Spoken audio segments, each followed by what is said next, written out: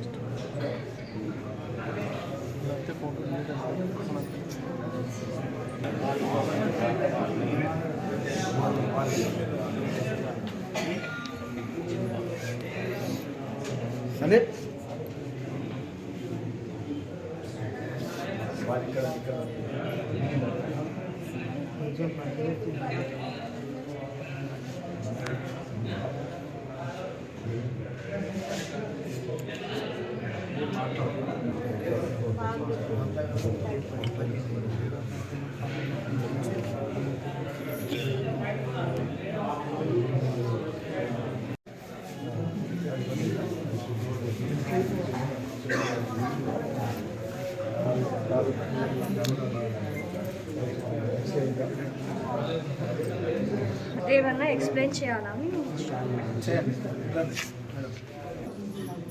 నాకు చెప్పిన ప్రకారం అయితే నాకు టెన్షన్ అవుతుంది మేడం, తిరుగులకు భయం వేస్తుంది అని చెప్తుంది. అయితే టెన్షన్ పడకమ్మా, ఏం కాదు, నీకేం పెద్ద ప్రాబ్లం లేదు, ఆ నొప్పి అంటున్నావు కాబట్టి నువ్వు లిఫ్ట్ చేస్తున్నావు, నీకేం కాలేదు, అయినా సరే డౌట్ఫుల్ ఉంటే ఎక్స్ట్రా చేసుకొని చెప్తుంది.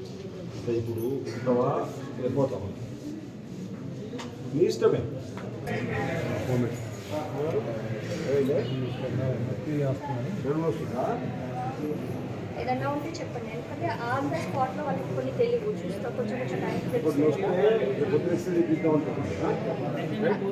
అందుకే